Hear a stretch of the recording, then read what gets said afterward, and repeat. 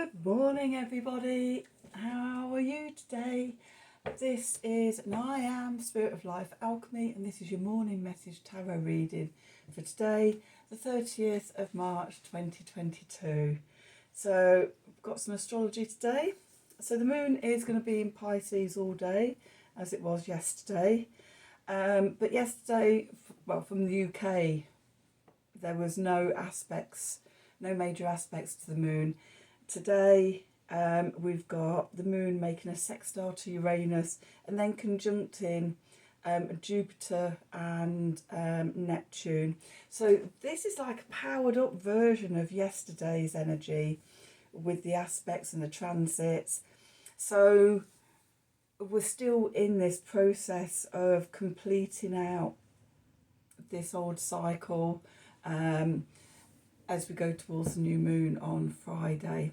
So let's see what the cards have to say, yeah, I'll take it from there. So we're going to use the Work Your Light deck just to get 3 cards to get a general tone of the day, and then we'll pull some tarot to have a look at more detail. So what do we need to know for today? Messages from Spirit, please, for the collective for today, the 30th of March 2022. What help, support, advice and guidance can Spirit give us to help us navigate today's energies for our highest and greatest good? Let's see. What do they want to tell us? Okay, so at the at the bottom of the deck, we've got transformation. Things are changing at a cellular level, deep healing. It actually really feels like that at the moment. I don't know how you're all feeling out there. Let me know in the comments below. But I'm feeling this deep transformation going on.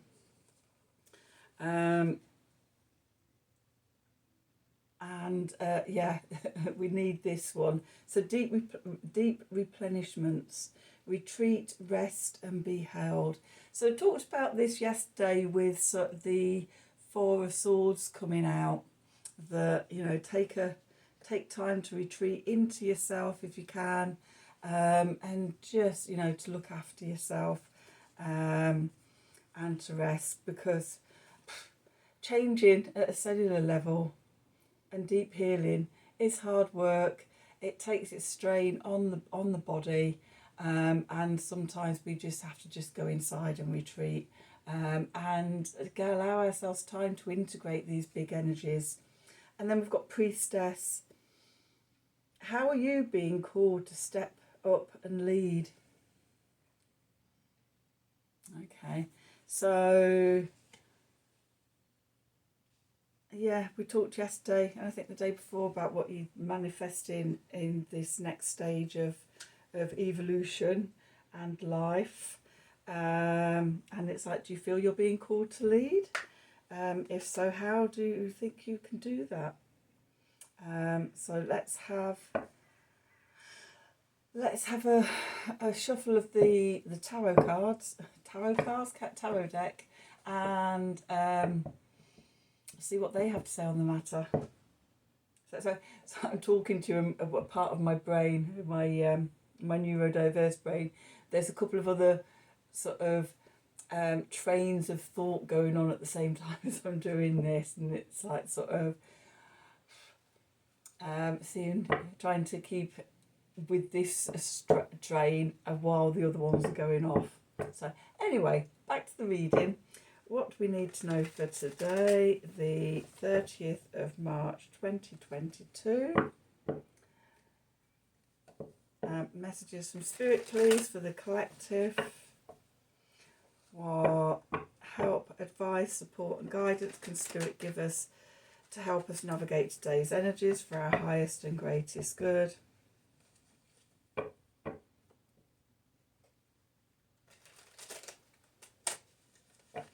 What do we need to know? What do we need to know for today, the 30th of March 2022?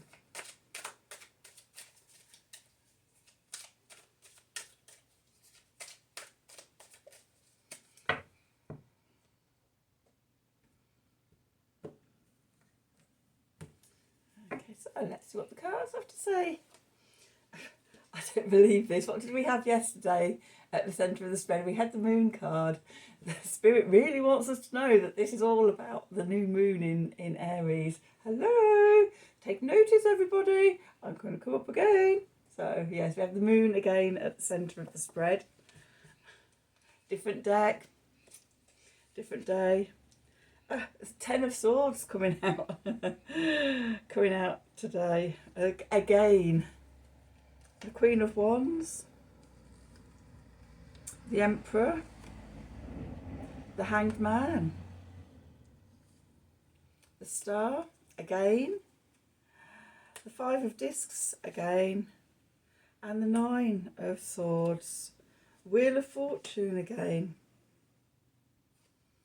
and the Knight or the King of Swords and the Ten of Cups. Okay, so where we find ourselves, it's all about the moon. It's all about this new moon in Aries on very late on the evening of the 31st, or for most of us on the 1st of April.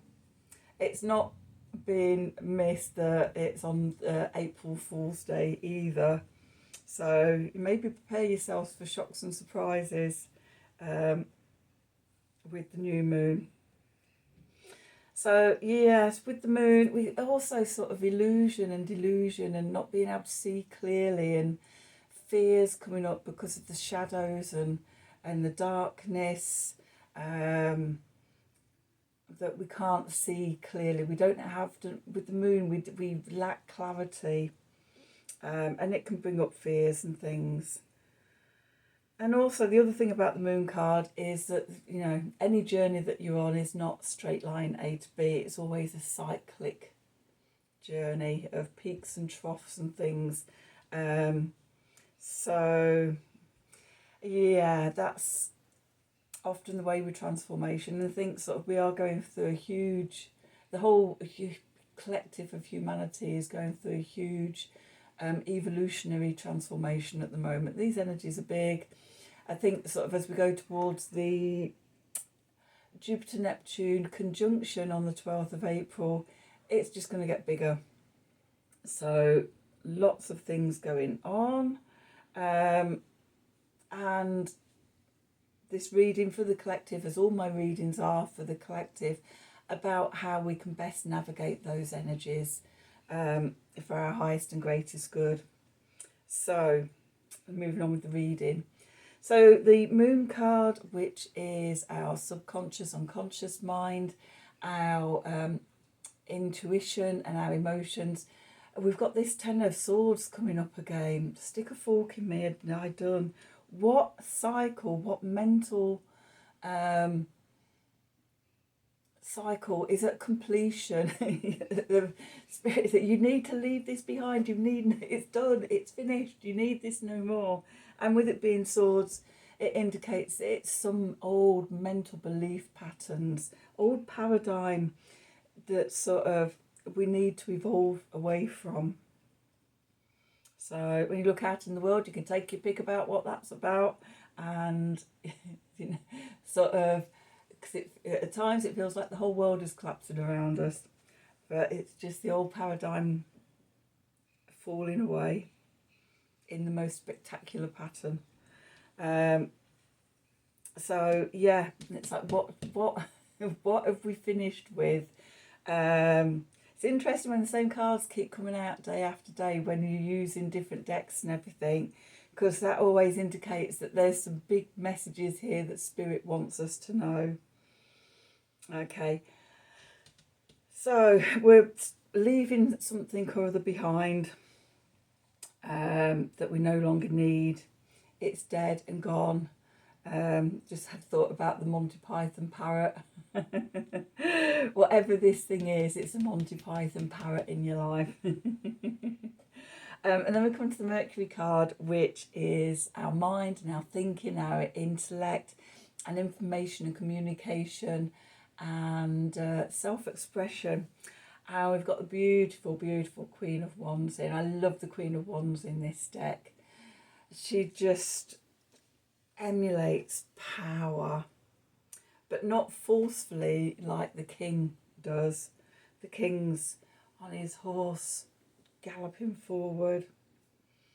In the queen, all the queens in this deck, they're all sat back, scrying or sense of clarity. It's a passive sense of energy, that inner knowing that, you know, it's all within you, your power's within you. And just the way she holds her spectre, the way she's got her head on the leopard or panther, and it's just everything's emanating from her. And that is where sort of we need to be. We had the Queen of Swords yesterday with her clarity and cutting away, and today as we cut away this, then we connect in with our power and we can sit back in our inner power. The Venus card, which is our values around love and money, and values around love and money and relationships and friendships, and it's about balance and harmony and beauty in our life, our comfort and our pleasures in life, and how we create all of that, and our fertility to create all of that. We've got the Emperor, which is more of a Mars card, but when it's in this position, it's about having, with this, as we step into our power, it gives us self-mastery over ourselves for all of this. We can set firm foundations and firm boundaries and structure, and it fires us up with our desire and our passion about this, our values, and how we are around sort of money and love in our lives. It's the fiery masculine energies around those values. And then the Sun card, which is our conscious mind, our core identity, core vitality, our inner light, and how we shine out into the world. We've got the Hanged Man, and this is about, we could be in a holding position going up to the new moon, that until we actually hit the new moon, then we can't, it's like passing through the portal and you emerge in the new cycle, in a new paradigm. So we're being held in a pausing, waiting position. The Hangman is also about sacrificing an old thing for a much better, greater thing.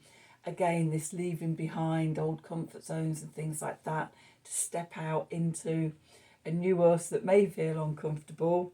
But if we've set firm foundations and we have self-mastery over who we are, what our values are and things like that, then, you know, it supports us in stepping out into the new cycle. And then the Mars card, we've got the Star. The Mars is about how we take action, our ambition, our drive, will, determination, our passions and desires and deepest yearnings, and fired up energy in our lives. We've got the Star. And this is about, you know, wishing on a star and hope and opportunities and new beginnings, start of new cycles. We set out, go, ooh, yeah, excited. And the Star is also Aquarian energies. So as we're stepping forth into the age of Aquarian more and more, then, you know, new innovative ways to do things, to take action, to have new passions and new desires and yearnings, very much in tune with this new age that we're stepping into. The Jupiter card, which is what's working for us at the moment in our lives, good luck, good fortune, hope, opportunity, how we're expanding our beliefs and things like that. And truth, justice and freedom. We've got the Five of Discs, the Five of Pentacles. In this deck it's called Worry. And this is a message. It's Mercury in Taurus. So our thoughts are weighed down with worrying. That sort of, how's it all going to work? Oh God, I don't know my next step. I don't know how to step out.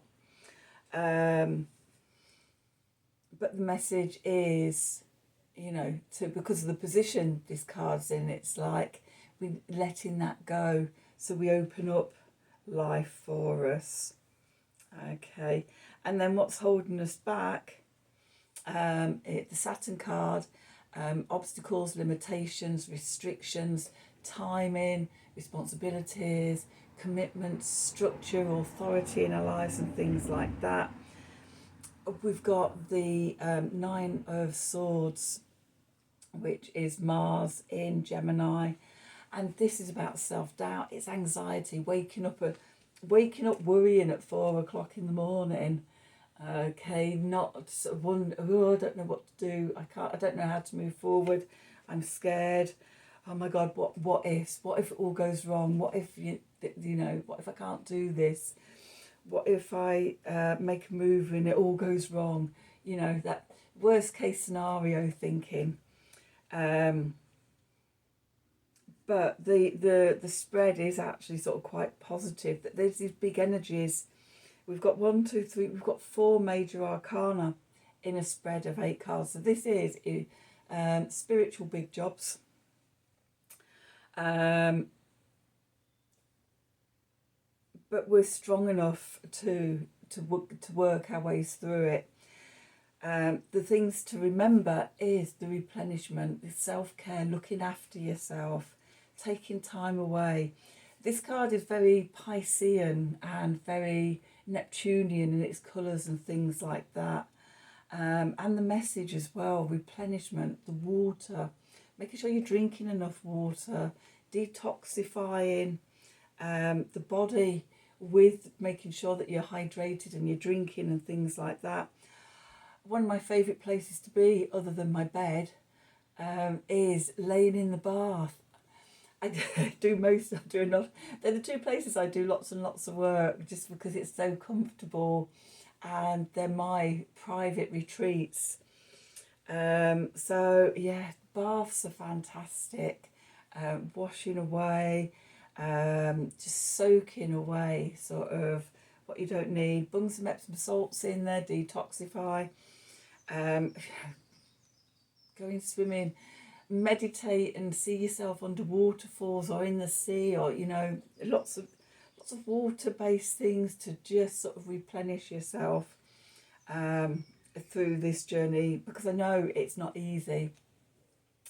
I'm feeling it, we're all feeling it, but step by step, day by day, we're showing up, we're working on it, and we're getting closer.